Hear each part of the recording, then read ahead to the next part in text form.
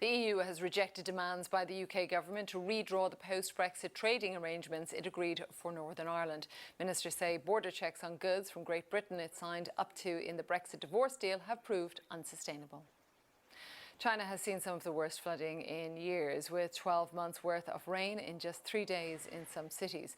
At least 25 people have died in Henan province. Smoke from wildfires raging across the western US is causing harmful air pollution as far away as New York. Thousands of people have been evacuated in Oregon, where the largest active wildfire has burned 1,500 square kilometres. And the UK government has announced that hundreds of thousands of nurses and other NHS staff in England will receive a 3% pay rise. There had been outrage at an earlier proposal.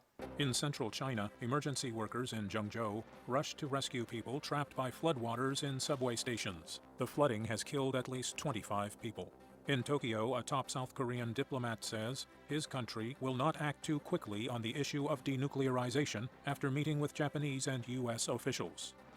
In Hong Kong, another executive of the now-closed Apple Daily newspaper is arrested on suspicion of plotting with foreign forces.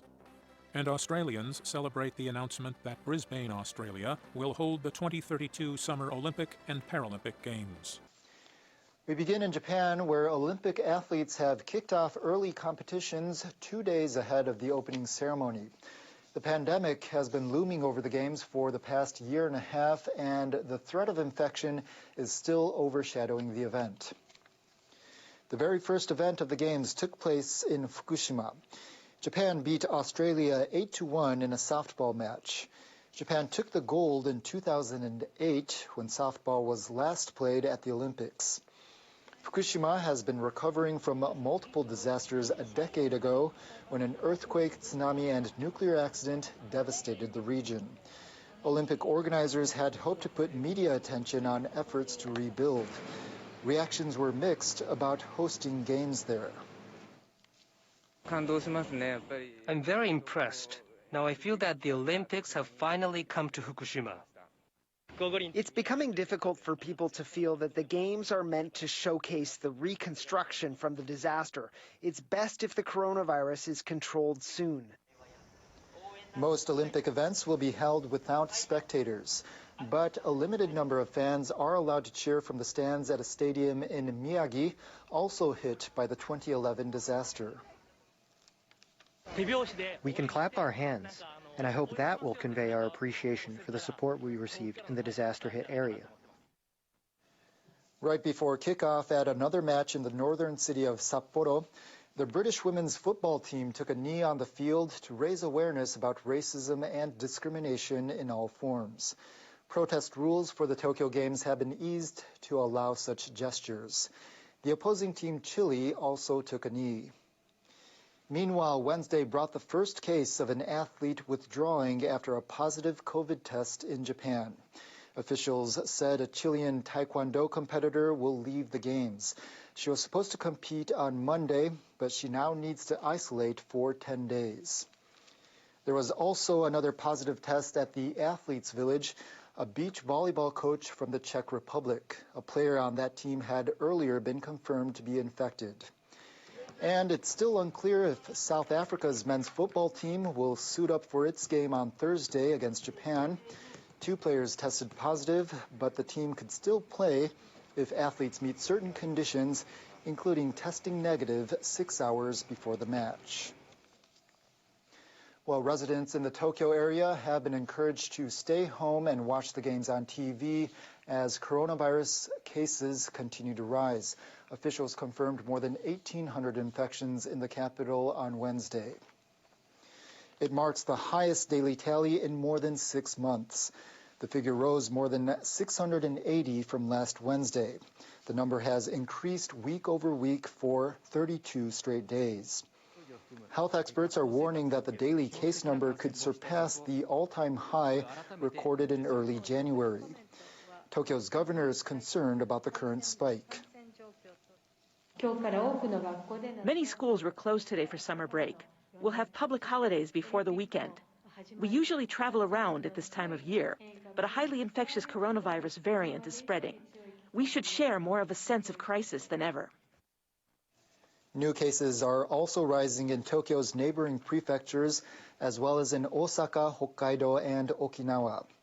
Tokyo and Okinawa will be under a state of emergency until August 22nd. Across Japan, authorities reported more than 4,900 infections on Wednesday. A member of the Ugandan Olympic national team who went missing from a pre-games training camp in Japan has arrived in Tokyo accompanied by police. The Ugandan embassy says it'll let him return to his home country. Julius Sechitoleko, a 20-year-old weightlifter, disappeared last Friday from a hotel in Osaka Prefecture, Western Japan. He left a note saying he wanted to work in Japan, as life in Uganda is difficult. He was found in central Japan on Tuesday. Sources say he was brought to a police station in Tokyo. The athlete reportedly expressed his intention to apply for refugee status in Japan.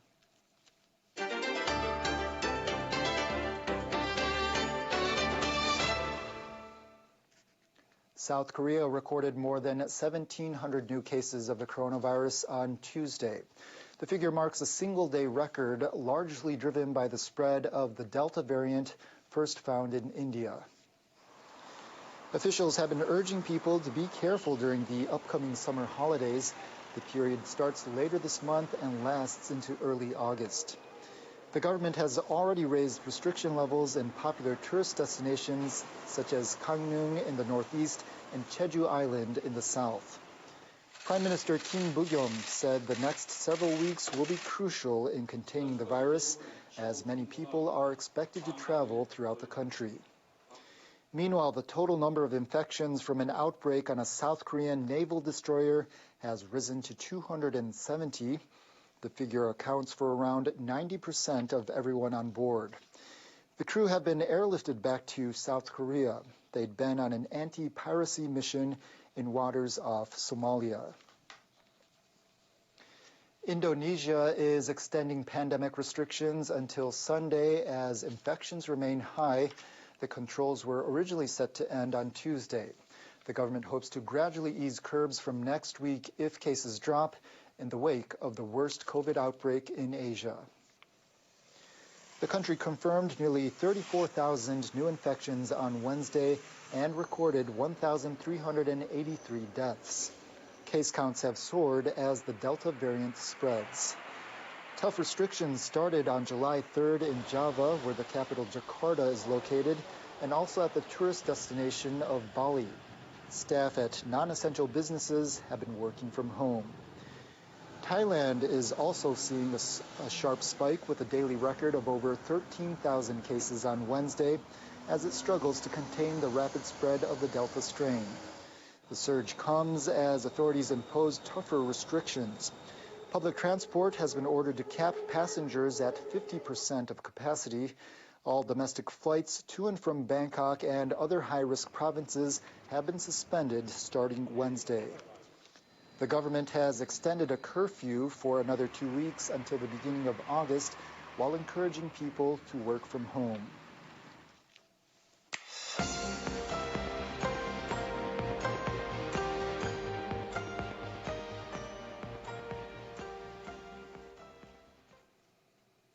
Heavy rains have triggered widespread flooding in central China. Media reports say at least 16 people have died and around 200,000 have been evacuated. NHK World's Makita Naoki reports from Beijing.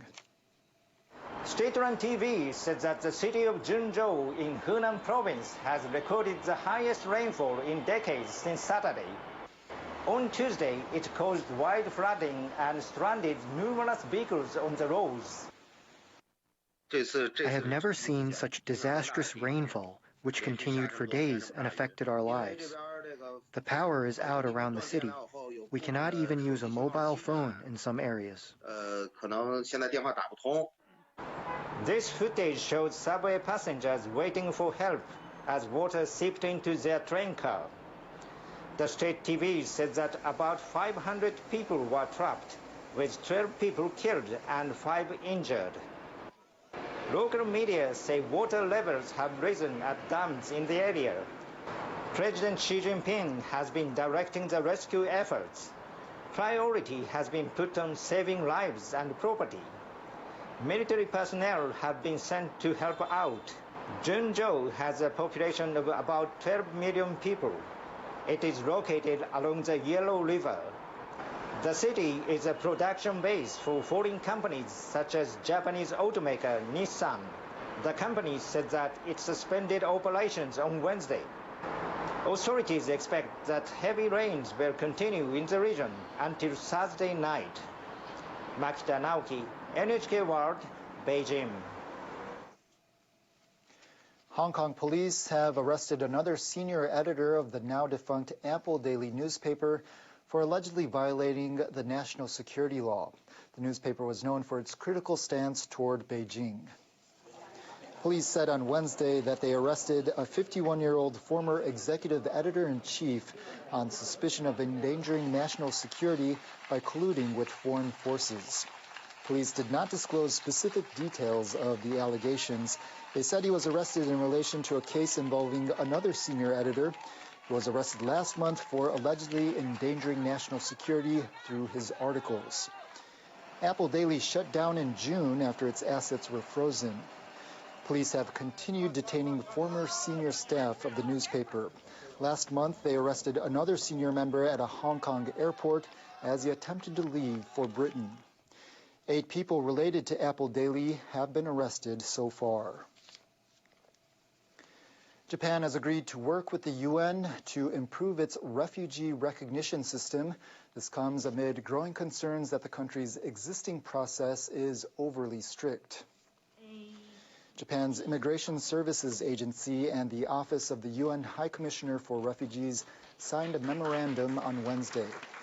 Japan currently recognizes foreigners who could face persecution in their home countries because of race, politics, or other reasons as refugees. The system is based on the UN Refugee Convention. But the country granted asylum status to just 47 people last year, which is about 1% of those who applied.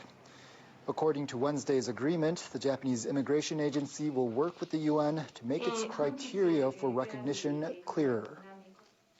The attention on Japan's refugee recognition system is growing around the world. So we are going to make further efforts to improve it through cooperation. The two sides will study cases in which Japan had difficulty deciding, with the UN providing advice on how the country should have ruled. It's time now for a check on world weather with our meteorologist, Sayaka Mori. A slow-moving, strong typhoon is bringing rain and powerful winds to southern Japan's Okinawa. Sayaka has the latest on the storm. Hello there. 2 named storms are affecting at least 3 countries in Asia. One is Infa. It has been bringing heavy rain and strong winds to southern Okinawa of Japan. Senhaka is continuously weakening but still bringing heavy rainfall to southern China as well as northern Vietnam. These countries will continue to see rainfall for the next several days.